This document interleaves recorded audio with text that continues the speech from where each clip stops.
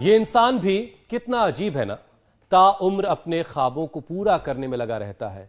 अच्छी सैलरी, बड़ा सा घर, बड़ी गाड़ी, बैंक बैलेंस और तमाम तरह के ऐशो आराम की चीज़ें जुटाता रहता है, कमाता रहता है, लेकिन जो उसके पास है कुदरत का दिया हुआ अनमोल ख़जाना, जिसे सेहत के नाम से आप जानते हैं, उसके बारे में ना तो कोई बहुत ज़्यादा जानने की वो कोशिश करता है और ना ही कोई बहुत ज़्यादा उसका ख्याल रख पाता है।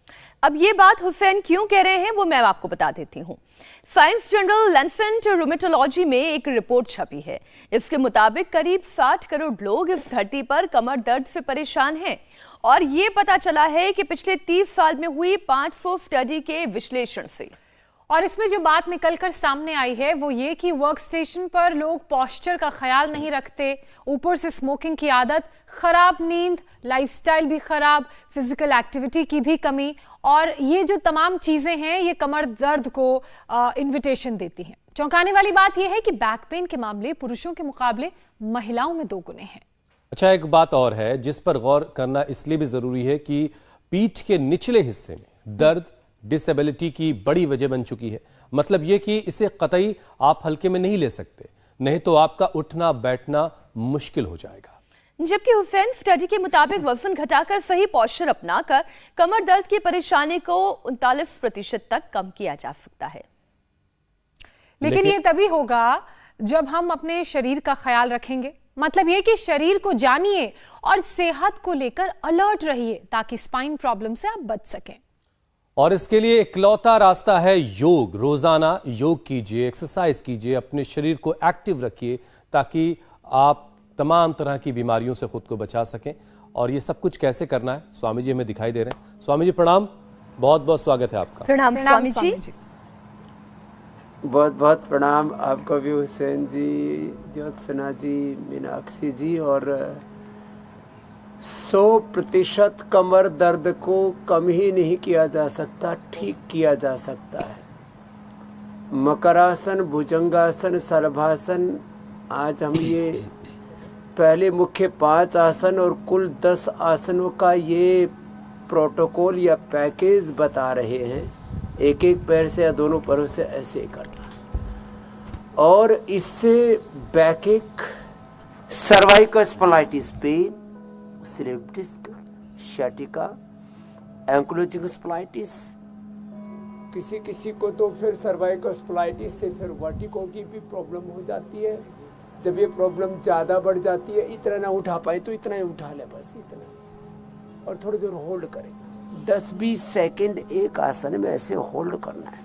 पहले धीरे धीरे इतना ही उठा पाएंगे, धीरे धीरे और ज़्यादा उठेगा, और फिर एक एक आसन में 10-20 सेकेंड से लेकर के आधा 1-1 मिनट ऐसे होल्ड करवाते हैं। और फ्लेक्सिबिलिटी को फिर इम्प्रूव करने के लिए ज़्यादा बार भी करवाते हैं। ये सब करके हम सभी प्रकार के ऑपरेशन से बच सकते हैं। चाहे गलत पोस्चर के कारण से कमर में दर्द हुआ हो, जैसे मीनाक्षी जी बता रही थी, चाहे ओवरवेट के कारण से हुआ हो, लंबे समय तक कॉन्स्टिपेशन रहने से, ज़्यादा तीखी तली हुई चीज़ें खाते, ज़्यादा उत्तेजनाओं से, ज़्यादा वासनात्मक जीवन से, और ज़्यादा स्मोकिंग से, जैसे बताया, उससे भी बैकएक होता है, हड्डियां अंदर से खोखली कमजोर हो जाती है स्वामी जी। लेकिन एक बार कमर दर्द हो जाता है। अब इसके लिए भुजंगासन के 4 अभ्यास। जी मेरे भाई। स्वामी जी, एक बात बहुत हैरान करती है, बेशुमार पैसा और इतने सारे संसाधनों के बावजूद इस धरती पर 60 करोड़ लोग ऐसे हैं जो कमर दर्द से जूझ रहे हैं। कमर दर्द के साथ गर्दन का दर्द, पीठ का दर्द, स्पाइन से जुड़ी हुई अलग अलग तरह की परेशानियां।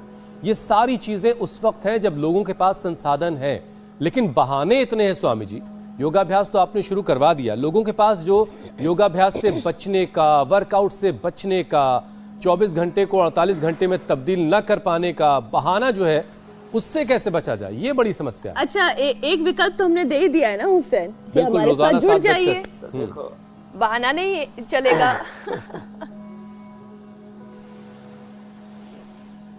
तो देखो, इसमें हमें कुछ प्रायोरिटी तय करनी पड़ेगी। लाखों करोड़ का साम्राज्य एक भाई चलाते, सोनू कालरा नाम है उनका, अमेरिका में रहते हैं। मेरे से कहने लगे, मैंने उनसे जब बोला कि आप 14-16 घंटा अपने इस आर्थिक साम्राज्य के लिए देते हैं, तो क्या 1 घंटा आपको अपने तन के लिए, अपने जीवन के लिए नहीं देना चाहिए? अपने तन मन जीवन को संवारने के लिए, योग के लिए नहीं देना चाहिए? तो आप अपना टाइम मैनेजमेंट और अपनी प्रायोरिटीज़, अपना लाइफ मैनेजमेंट ऐसा बनाइए कि आप जो धन है, जो दौलत है, वो ठीक है अपनी जगह, लेकिन उसके साथ साथ इसको भी समय दीजिए। तो उन्होंने कहा स्वामी जी आज से मैंने गांठ बांध लिया, मैं नहीं करता था पूरा योग, थोड़ा बहुत एक्सरसाइज कर लेता था, कुछ खेल लेता था, लेकिन अब मैं 1 घंटा योग जरूर करूंगा, क्योंकि ये तो सबसे पहली टॉप प्रायोरिटी होनी चाहिए हमारी।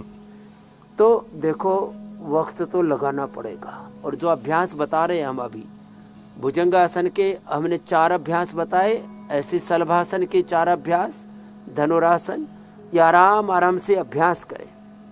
और आज हम सारी थेरेपियां भी बता रहे हैं। यहाँ तालाब के किनारे बहुत सुंदर परिवेश में कटी बस्ती, ग्रीवा बस्ती, पृष्ठ बस्ती और पीठ के ऊपर ठंडे गर्म पानी का सेक, एक बार बर्फ से सिकाई करते, फिर गर्म बोतल से सिकाई करते।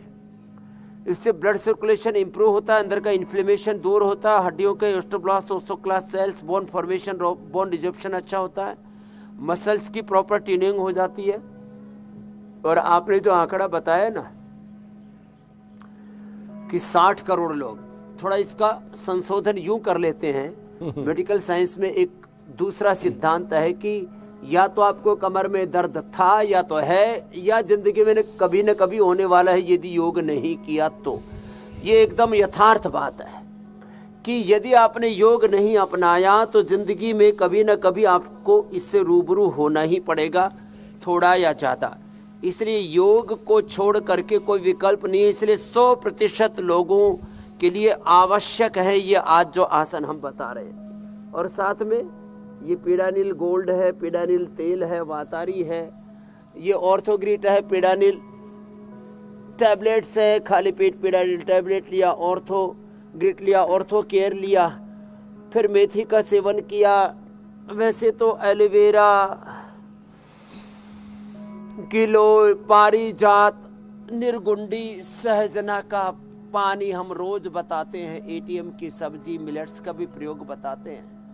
और ये बैकवर्ड बेंडिंग के जो अभ्यास हैं ये बहुत ही ज़रूरी है, इनको तो करना ही करना है। दही, छाछ, नींबू अचार, टमाटर खट्टाई, इनसे बचना। और बस्ती, चाहे पीडानिल क्वाथ से ले लें, 10 मूल क्वाथ से ले लें, बस्ती जिसको एनिमा कहते हैं अंग्रेजी में, वो बहुत ज़रूरी है। नहीं तो ये कमर दर्द, फिर उस पर बेल्ट बांधते हैं, फिर उसमें ऑपरेशन करते हैं। और एक झूठी मान्यता है इसके बाद सीधे लेट करके कि एक बार सिर्फ डिस्क हो गई, डिस्क 33 वर्टिब्राज है हमारे रीढ़ की हड्डी के। नीचे वालों को एल नाम से कहते हैं, ऊपर वालों को एस नाम से कहते हैं। L4-5 में, S1 में, इसमें प्रॉब्लम आ गई, उसमें प्रॉब्लम आ गई। अब ये अभ्यास करने से 33 के 33 वर्टिब्राज अपने स्थान पर चले जाते हैं यदि इधर उधर डिगे हो। तो स्लिप डिस्क भी अच्छी होती है, शैटिका भी अच्छा होता है, लोमोस्पोलाइटिस भी अच्छा होता है, एंक्लोजिंग स्पोलाइटिस भी अच्छा होता है। ये अभ्यास आराम आराम से करें। और एक बहुत बड़ा तत्व, एक बहुत बड़ा सत्य, एक सिद्धांत योग का दे रहा हूँ। अपने बॉडी को, अपने माइंड को, अपने सोल को हमेशा पॉजिटिव डिवाइन सिग्नल दें। अपने ब्रेन के न्यूरॉन्स को, अपने skin, blood, bones, liver, kidney, heart, पूरे एक एक शरीर के सेल को पॉजिटिव सिग्नल दें। पॉजिटिव डायरेक्शन में जब आपकी एनर्जी की एनर्जी होगी तो अपने आप, पहले धीरे धीरे कराते हैं, मैंने कहा 10-20 सेकंड से लेकर के आधा मिनट, और फिर धीरे धीरे 1 मिनट। तो हम अक्सर कई बार बहुत जोर से योगाभ्यास शुरू करते हैं, योगिक जॉगिंग, सूर्य नमस्कार से, दौड़ करके। लेकिन रीढ़ की हड्डी वाले को दौड़ना मना है, उसके लिए बहुत जोर से योग करना मना है। इसलिए आज हम बहुत हौले हौले, स्लोली स्लोली, सनई सनई कर रहे हैं। पहले धीरे धीरे करना है इसे, और फिर 10-20 सेकेंड, आधा मिनट, 1-1 मिनट ऐसे ठहर के बाद में थोड़ा फास्ट भी करना, फ्लैक्सिबिलिटी को इम्प्रूव करने के लिए। किसी के अंदर इतनी अकड़न होती, इतनी स्टिफनेस होती है, तो दूध में हल्दी शिलाजीत ले, दूध में हल्दी शिलाजीत या करक्यूमिन गोल्ड ले लें, या हड्डियां अंदर से खोखली हो गई हैं जैसे दीमक खा जाती है तो लाक्षादि गुग्गल ले लें। हड्डियों को मजबूत करना जरूरी है। हड्डियों के लिए लाक्षादि गुग्गल, और हम बता रहे थे कल कैल्शियम के लिए बोन हेल्थ या जो है अश्वगंधा शतावर आदि के प्रयोग के साथ साथ में वंशलोचन और दूध का प्रयोग है। अब देखो पहले धीरे धीरे करेंगे, बाद में इसको तेजी से कर लेंगे तो पूरी फ्लेक्सिबिलिटी इंप्रूव हो जाएगी। ऐसे ये पैर हाथ के पास आना चाहिए। अब मैं देखता हूँ 90% लोगों का तो ये पैर यहाँ से उठा और यहीं तक आता है, तो कोई बात नहीं, पहले इतना आएगा, फिर इतना आएगा, फिर इतना, फिर ऐसे आ जाएगा। ऐसे धीरे धीरे इम्प्रूव होगी फ्लेक्सिबिलिटी। जिनकी फ्लेक्सिबिलिटी कम है वो भी दूध में हल्दी शिलाजीत ले लें, या दूध के साथ करक्यूमिन गोल्ड खा लें, दूध के साथ अश्वगंधा या अश्वशिला ले लें।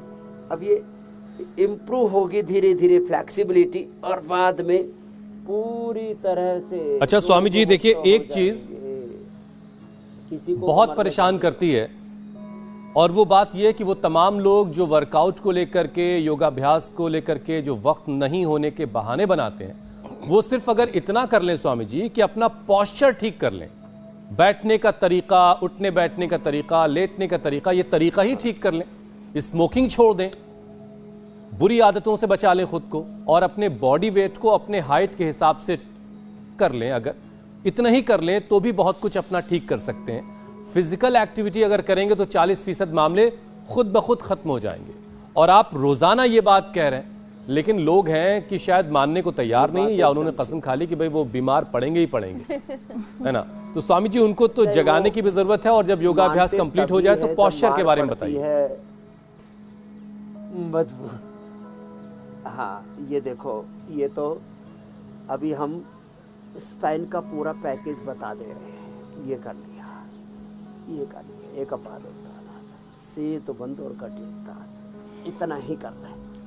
उष्ट्रासन, अर्ध उष्ट्रासन, मैंने तो सिर्फ डिस्क तक को ठीक किया इन सबसे, ये और कमर दर्द के लिए लास्ट ये है उष्ट्रासन, अर्ध उष्ट्रासन। ऐसे थोड़ा पहले तो बहुत दिक्कत होती है इसको करने में, और एक स्थिति में ऐसे ठहरने में तो ऐसा लगता है कमर टूट ही जाएगा, लेकिन धीरे धीरे धीरे बन जाएगा अभ्यास ऐसे। फिर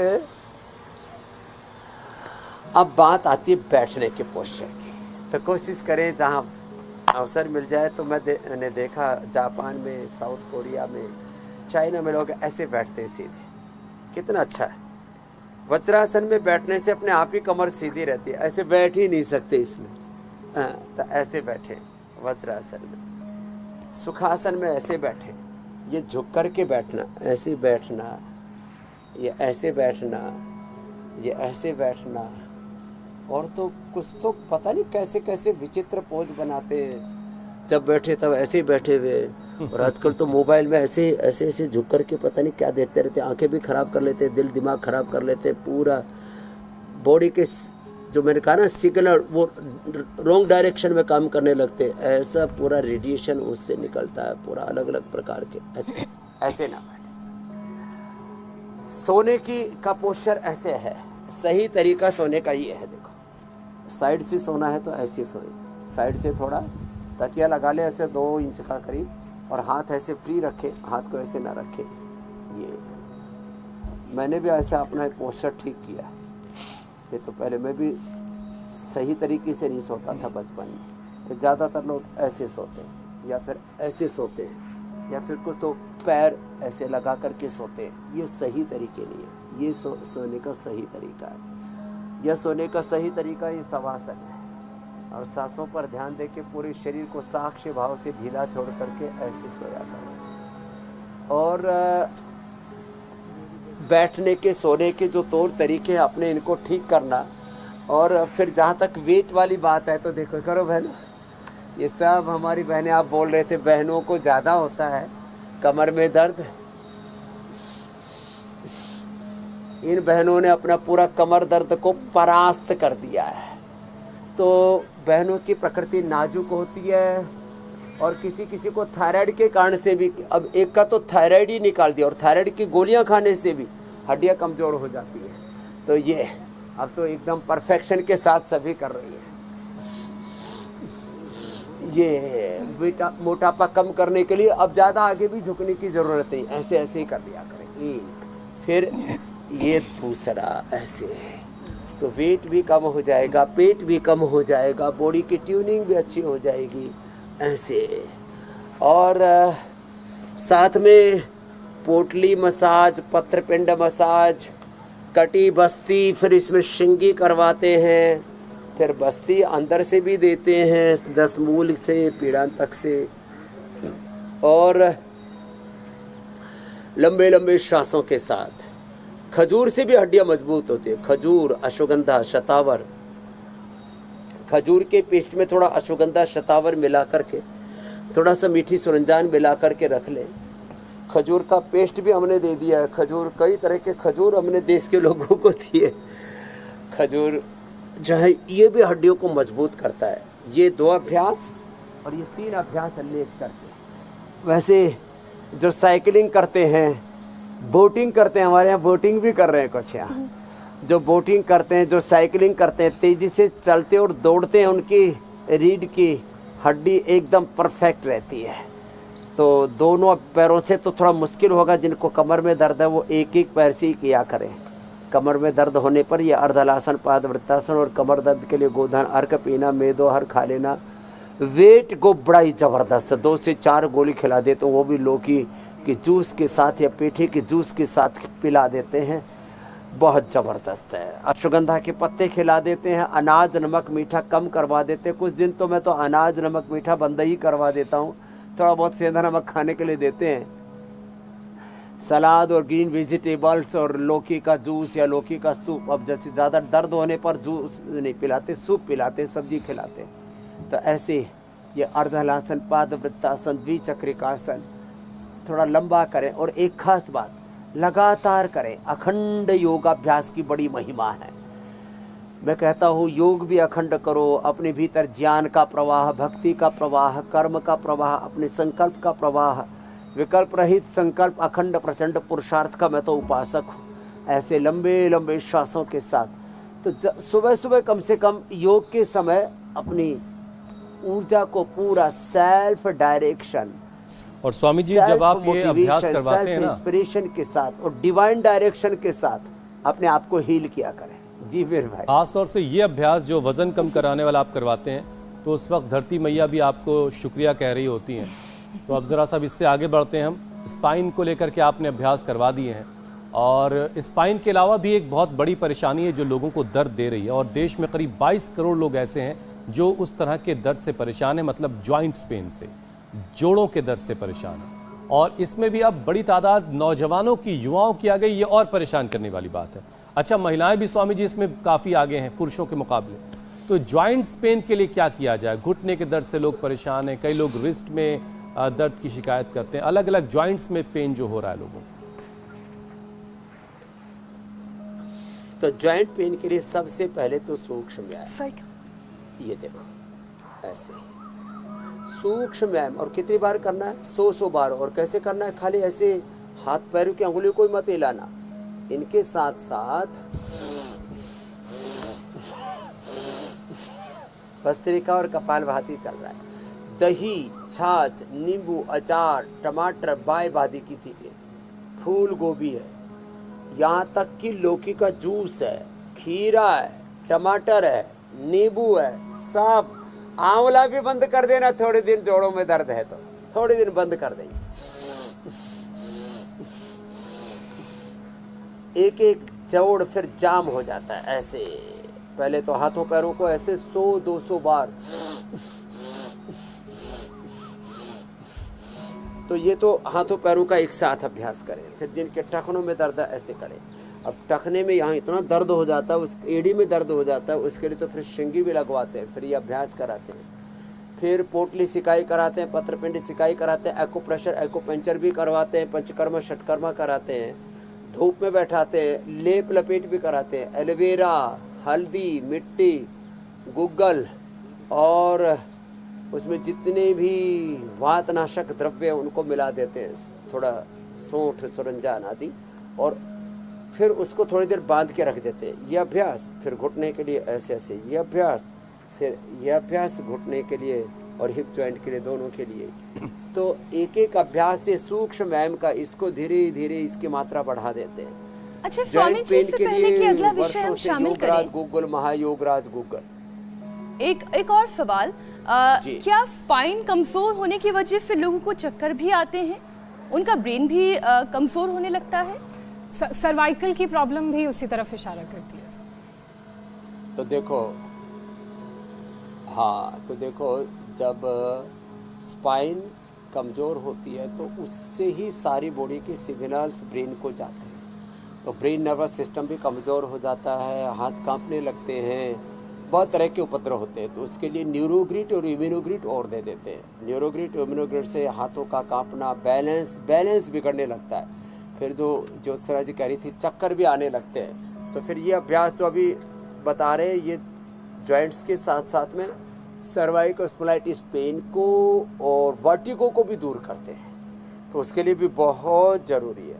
तो मैं कह रहा था, योगराज महायोगराज गुग्गुल सिंहनाद गुग्गुल इसी के लिए होते हैं। और खाली पेट पीड़ानील गोल्ड, ये तो अप्रतिम है।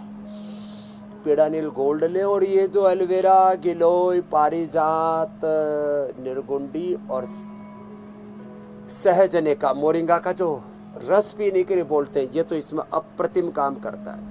केवल एलोवेरा का जूस, केवल गिलोय का जूस, केवल निर्गुंडी या केवल पारिजात का जूस, केवल सहजन का जूस, और कुछ तो ये पारिजात, निर्गुंडी या सहजना, एलोवेरा जो जिसको मिल जाता है उसको थोड़ा आटे में ही डाल करके इसी से आटा गोंद लेते हैं। अच्छा, गोंद बड़ा अच्छा काम करता है हड्डियों में। गोंद के लड्डू राजस्थान में तो घना खावे, और ये गोंद के लड्डू ना, ये हड्डियों को मजबूत बनाते हैं। गोंद पीते भी हैं, गोंद को सेक करके थोड़ा कूट करके गर्म पानी में डाल देते हैं, उसमें थोड़ी अजवाइन और थोड़ा हनी और डाल देते हैं, शक्कर गुड़ डाल देते हैं। अभी तो चीनी लोग डालने लगे, वो ठीक नहीं। तो अब मैं एक बार गुवाहाटी गया, तो हमारे एक विजय डागा है, बोले स्वामी जी आज जापो पियो। मैंने कहा मेरा को जापो थोड़ी हो रखा है। तो बोले हम तो जापा। तो ये बड़ा जबरदस्त होता है। गोंद जो है ना, हड्डियों को एकदम फौलादी बना देता है। वैसे भी अश्वगंधा, शतावर आदि जो है ना, ये खाते रहने चाहिए। ये छोटी छोटी चीजें हैं, बड़ी महत्वपूर्ण है। स्वामी जी, क्योंकि आप हड्डियों की बात कर ही रहे हैं, मक्खन सुबह 1 चम्मच घी मक्खन, क्योंकि स्वामी जी आप हड्डियों की बात कर ही रहे हैं, तो मैं ये विषय भी शामिल कर लेती हूँ। कई बार ये देखा गया है कि हड्डियों से जो जुड़ी परेशानियां हैं वो कैल्शियम की कमी की वजह से होती हैं, तो कई बार कार्टिलेज के घिसने से भी होती हैं। कैल्शियम की कमी को दूर कैसे करें, ये तो आपने हमें कल के शो में बताया था, आज भी आप बता ही रहे हैं, लेकिन क्या कार्टिलेज घिसने के बाद उसे फिर से रिपेयर किया जा सकता है? अगर हाँ तो कैसे? हाँ, कार्टिलेज प्रोटीन से रिपेयर होते हैं, इसलिए दालें और खास करके मिक्स दालें और स्पिरुलिना इसके लिए बेस्ट है। स्पिरुलिना और मोरिंगा की टैबलेट भी हमने उपलब्ध करा दी है। तो प्रोटीन के लिए सबसे अच्छा दालें, सबसे अच्छा सोयाबीन की बड़ी, सबसे अच्छा दूध, दही। अब दर्द होने के बाद दही बंद कर देते हैं, दूध में थोड़ा हल्दी और शिलाजीत और ले लेते हैं, तो कार्टिलेज रिजुविनेट हो जाते हैं और 1 से 2 सप्ताह में हो जाते हैं। इसी के लिए मैं कह रहा था, एक तो घी और मक्खन खाएं, गाय का घी, भैंस का घी, और ये बकरी का दूध ना, ये बड़ा जबरदस्त है। बकरी का दूध और गाय का घी, बटर या बकरी का दूध, ये अर्थराइटिस के लिए। और 1 चम्मच सुबह सुबह वर्जिन कोकोनट ऑयल, वो भी सुबह सुबह पी लिया करें, वो भी हमने देश को उपलब्ध कराया। ये जो वर्जिन कोकोनट ऑयल है, ये बड़ा ज़बरदस्त काम करता है। और ऊँटनी का दूध अर्थराइटिस के लिए और डायबिटीज़ के लिए परम औषधि है, और बकरी का दूध लीवर के लिए परम औषधि है। ये पहली बार हमने देश को उपलब्ध कराया, नहीं तो ये मिलते ही नहीं थी चीज़ें। और जिसको जैसे किसी के कार्टिलेज घिस जाते, दर्द बहुत ज़्यादा हो जाता है, तो हमने स्प्रे भी बनाया, तेल भी बनाया, उससे फ़ायदा होता है। अंदर का इन्फ्लेमेशन दूर हो जाता है, हड्डियों का मेटाबॉलिज्म अच्छा हो जाता है। एक ये ऐसा बनाया, इसके अंदर एक गोल गोल अब इसके ऊपर अपने आप औषधि आ जाती है और इसको ऐसे घिस देते हैं और इससे ऑटोमेटिक एक्यूप्रेशर भी हो जाता है, मसाज भी हो जाती है और घुटने का दर्द इससे अंदर से ठीक हो जाता है, कार्टिलेज अंदर से रिपेयर हो जाती है, इन्फ्लेमेशन अंदर का दूर हो जाता है। तो ये ऐसे 5 मिनट ऐसे कर लिया करें। अब मैं आपको एक जो है अपनी आप बीती सुनाता हूँ। अब आते समय जब अमेरिका से मैं लौट रहा था, अभी लंबी फ्लाइट है, तो कोई सोने में कोई गलत पोस्चर हो गया या कहीं सोते सोते गर्दन इधर उधर हो गई, तो ये गर्दन ऐसे मुड़ने में दिक्कत हो रही थी। पहले दिन मैंने पता नहीं लगने दिया वैसे, तो फिर मैंने यही लगाया, इसको लगा करके 10 मिनट और फिर ऊपर से कपड़ा बांध दिया और फिर ये थोड़ा थोड़ा ये एक्सरसाइज ऐसे कर ली और 2 दिनों तक मैंने दही, छाछ, नींबू, अचार, टमाटर कुछ भी नहीं लिया। 2 दिन के अंदर फिर देखो गर्दन पूरी खुल गई, ये देखो। तो नहीं तो ऐसे लग रहा था भाई ये तो गर्दन यूं ही नहीं हो रही थी, ऐसे ये दिक्कत आती है। तो कार्टिलेज के लिए स्पिरुलिना और मोरिंगा लें। दूध दही का सेवन करते रहेंगे तो कार्टिलेज घिसेंगे ही नहीं। 1 चम्मच सुबह वर्जिन कोकोनट ऑयल या गाय का दूध, गाय का घी, गाय का बटर, और ये ऊँटनी का दूध, ये तो इसमें प्रोटीन जबरदस्त होता है। अब दूध के अंदर जो घी निकाल दे, फैट निकाल दे, तो क्या बच जाता है? बाकी जो बच गया क्या है? प्रोटीन है, उसमें कैल्शियम भी है। तो ये बहुत ही जबरदस्त है। बाकी मेथी अंकुरित करके मेथी ले ले, हल्दी मेथी सौंठ का पाउडर भी हम बोलते हैं, नहीं तो ये वातारी चूर्ण ले ले, ये भी बड़ा जबरदस्त काम करता है वातारी चूर्ण। और जिनको ट्यूब लगाने की आदत है ट्यूब लगा लें। हमने तो एक पैड भी बना दिया है, ये जो है जहाँ ज़्यादा दर्द हो वहाँ पर ऐसे ये यही लगा देते हैं ऐसे। अच्छा स्वामी जी, आप ये कह रहे हैं कि सुबह सुबह उठे, खाली पेट 1 चम्मच वर्जिन कोकोनट ऑयल ले लें या फिर 1 चम्मच घी खा लें। लेकिन स्वामी जी, आजकल तो डॉक्टर कम तेल और घी खाने की सलाह देते हैं, लेकिन जब घुटनों से कटपट आवाज आने लगती है तो फिर ये कहा जाता है चिकनाई कम हो गई। तो एक तो ये आप मिथ तोड़ें, ये मिथ क्या है कि तेल और घी कैसा खाना चाहिए, कब खाना चाहिए और क्यों खाना चाहिए? ये पुरानी बात हो गई मेरी बहन मीनाक्षी जी कि घी नहीं खाना चाहिए। अब डॉक्टर, वर्ल्ड के टॉप साइंटिस्ट भी बोलते हैं 2 चम्मच घी जरूर खाना चाहिए, नहीं तो कार्टिलेज घिसेंगे। 2 चम्मच घी जरूर खाना चाहिए, नहीं तो हार्ट अटैक होगा। 2 चम्मच जरूर घी खाना चाहिए, नहीं तो ब्रेन स्ट्रोक होगा, अल्जाइमर, डिमेंशिया, पार्किंसंस, ये सब प्रॉब्लम आएंगे। तो अब तो 2 चम्मच घी खाने के लिए सब कहने लग गए। मतलब आधा 1-1 किलो मुर्गा खा जाते, बकरा खा जाते, सुअर खा जाते, बेसुरे कहीं के। और फिर और कुछ लोग तो घी में बना हुआ खाते हैं। हाँ। ये गलत बात है।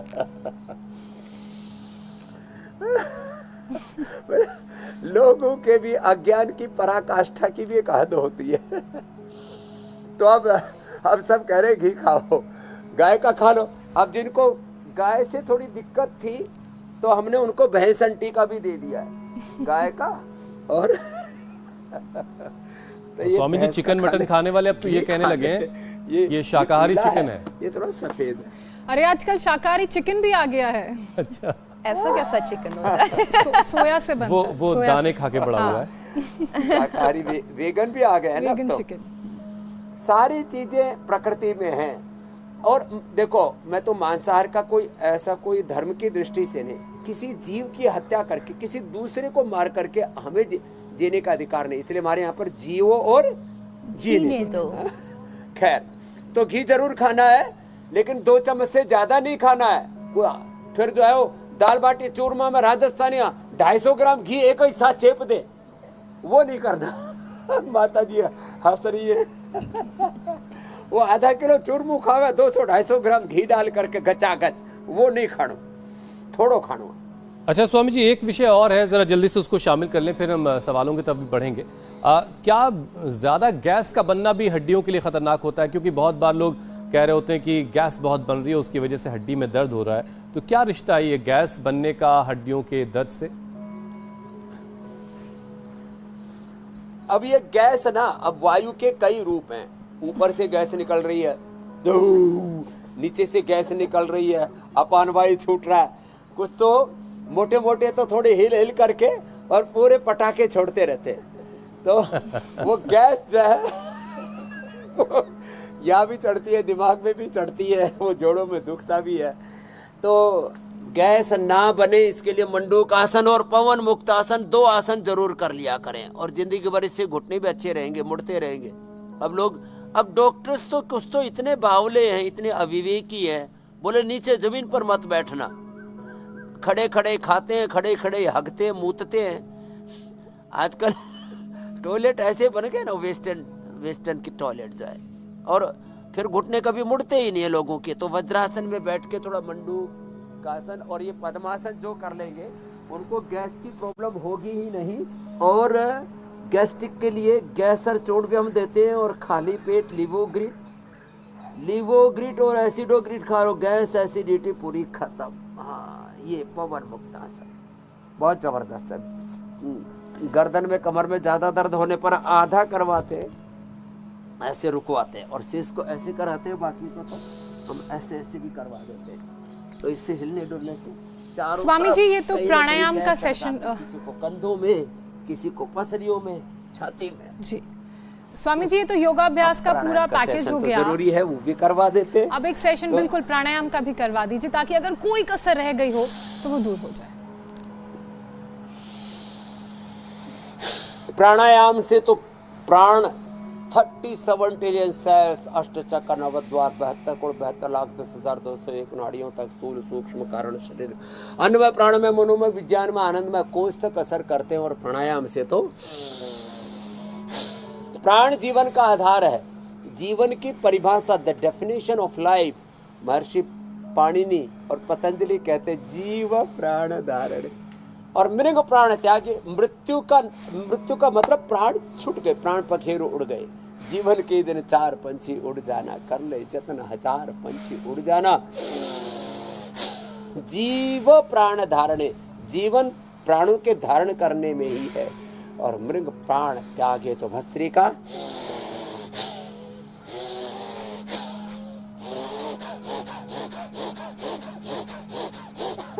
सामान्य मध्यम तीव्र गति से भस्त्रिका 2, 3, 5 मिनट और 5-10 मिनट कपालभाति, 5-10 मिनट अनुलोम विलोम।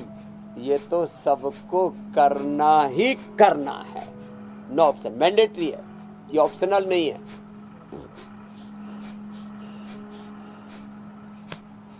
और इससे पेट पाचन भी अच्छा हो जाता है, और मूलाधार से सहस्रार तक 8 चक्र जागृत हो जाते हैं, देह देवालय शिवालय बन जाता है।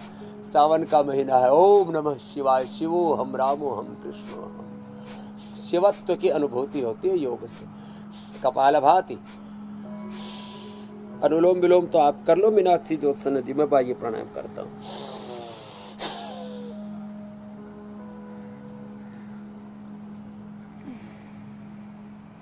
और स्वामी जी, आपकी इजाजत के साथ मैं सेक्सुअल डिसऑर्डर्स के लिए सवालों के सिलसिले की भी शुरुआत कर लेता हूँ। और उज्जाई आप ले लो, प्रश्न ले लो, हम बिल्कुल बिल्कुल। बहुत सारे लोग सीधे अब आपसे सवाल, अपने सवालों के जवाब जानेंगे। और पहला सवाल है कानपुर से रुचि का।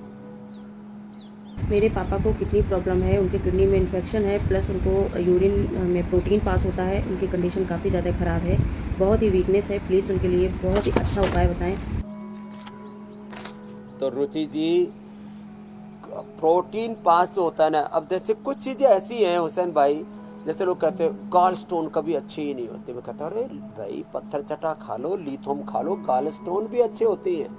ऐसी ही लोगों में गलत फहमी है कि प्रोटीन लीकेज कभी ठीक नहीं होता। गिलोय गोखरो आंवले का काढ़ा पी लो, 1-2 सप्ताह से लेके 1-2 माह में 100% इसका इलाज है। रुचि जी, आपके पापा को कतई प्रोटीन लीकेज नहीं होगा। प्रोटीन लीकेज होने से फिर कार्टिलेज गड़बड़ हो जाती है, हड्डियाँ गड़बड़ हो जाती है, शरीर में दर्द होता है और आदमी का शरीर जर्जरित तो हो जाता है। तो गिलोय गोखरू आंवले का काढ़ा पिएंगे, रिनोग्रिट खाएंगे, फिर धीरे धीरे, नहीं तो किडनी भी खराब हो जाएगी, तो रिनोग्रिट से किडनी अच्छी हो जाएगी। बाकी चंद्रप्रभा, गोक्षर आदि, ट्राई घन, कोरी घन, वृकदोसर वटी, वृकदोसर पात तो हम बताते हैं। नीम पीपल के पत्तों का जरूर पिए और ये पॉइंट दबा लेंगे तो जी किडनी 100% अच्छी हो जाएगी रुचि के पापा की। अगला प्रश्न आप ले लीजिए। स्वामी जी, अगला सवाल दिल्ली से राशि का है। मैं राशि यादव अब दिल्ली से। मैं अपनी मदर इन लॉ के लिए पूछना चाहती हूँ। उनकी 87 साल उम्र है। उनका सारा टाइम मुंह कड़वा और सूखा रहता है, पानी नहीं पीती हैं। प्लीज़ मार्गदर्शन करें। तो राशि जी, मुंह कड़वा इसलिए रहता है, पित्त बढ़ा हुआ है। पित्त बढ़ने से मुंह कड़वा रहता है। तो एलोवेरा पिए, वीटग्रास पिए, लौकी का प्रयोग करें। आवी पत्ती कर चूर्ण 100 ग्राम, मुक्ता शक्ति भस्म 10 ग्राम मिलाकर के 1-1 चम्मच सुबह शाम ले ले, 2-2, 3-3 ग्राम। या काम दुधा मुक्ता शक्ति मोती पृष्ठि बराबर मात्रा में ले ले और आधा ग्राम शहद के साथ, सौंफ के पानी के साथ या एलोवेरा के जूस में मिला करके पिला दे। मुंह का कड़वापन दूर हो जाएगा क्योंकि पित्त का प्रशमन हो जाएगा। फिर वमन उल्टी जरूर करवा दे और तीखे तले गर्म चीजें ना दे। तो ये पित्त बढ़ने से मुंह कड़वा होता है। वात बढ़ने से शरीर में अलग अलग प्रकार के दर्द होते हैं और कफ बढ़ने से बलगम आदि तो बढ़ता ही है। इसी शरीर में गांठें, मोटापा और इन्फ्लेमेशन बढ़ता है। इसलिए वात पित्त कफ त्रिदोष नाशक है। कपालभाति और अनुलोम विलोम प्राणायाम ये निरंतर जरूर करें। तो राशि जी के साथ साथ मैंने बता भी दिया कि वात पित्त कफ त्रिदोष बढ़ने से क्या क्या गड़बड़ होती है। बिल्कुल स्वामी जी। और मुंह का टेस्ट अच्छा करने के लिए सौंफ चबाया करें और उससे भी पित्त का प्रशमन हो जाता है। ठीक है स्वामी जी, अगला सवाल उज्जैन मध्य प्रदेश से सोहन का है। जी, कान की नसों के सूखने के कारण मुझे एक कान से 60% और दूसरे कान से 30% सुनाई देना कम हो गया है। गुरुजी, इसका कुछ उपाय बताइए ताकि ये सुनाई मुझे देना लग जाए। जो पहले कहा था हुसैन भाई, उसी को अब दोबारा दोहरा रहा हूँ। जैसे लोगों को ये गलत फहमी है कि प्रोटीन लीकेज ठीक नहीं होता, लीवर ठीक नहीं होता, फैटी लिवर सिरोसिस और ये तमाम तरह के लीवर के उपद्रव, ऐसी ये गलत फहमी। आंखें की नसें सूख जाए, मतलब ऑक्सीजनेशन ठीक नहीं, कान के नसें सूख जाए, ये भी ठीक नहीं। अरे कान के लिए पॉइंट दबाओ, ये आंख के लिए पॉइंट है, कान के लिए। कान के लिए, अब कान के लिए पूछा है सोहन जी ने, तो मैं आंख के लिए बता देता हूँ। कान के लिए यहाँ से दबाएं, ईयर ग्रिड वटी ले ले, सुबह शाम 2-2 ईयर ग्रिड ड्रॉप कान में डाल देते, बड़ा जबरदस्त हो। पहले हम सुदर्शन का उपयोग बताते थे, बिलवादी तेल का बताते थे, लेकिन हमने बहुत रिसर्च करके ईयर ग्रिड ड्रॉप बना दिया है और ईयर ग्रिड वटी, ये बहुत ही जबरदस्त हैं, अद्भुत चीजें हैं ये कान के लिए। और परंपरागत औषधियों में सारी वाद्यावटी, चंद्रप्रभावटी, शिलाजीत रसायन हम दिया करते थे पहले। अब ये पेटेंट दवाई बना देती है, research and evidence based medicine. ईयर ग्रिड वटी और ईयर ग्रिड ड्रॉप का। आंख की प्रॉब्लम है तो आई ग्रिड वटी ले, सुबह दोपहर शाम, और आई ग्रिड ड्रॉप डाल। आंख कान की दोनों की नसें सूख गई हो, वापस ब्लड सर्कुलेशन चालू हो जाएगा, नसें हरी हो जाएगी। अनुलोम विलोम जरूर करें। अगला प्रश्न आप ले लीजिए। जी, अगला प्रश्न स्वामी जी बिहार से जानवी का है।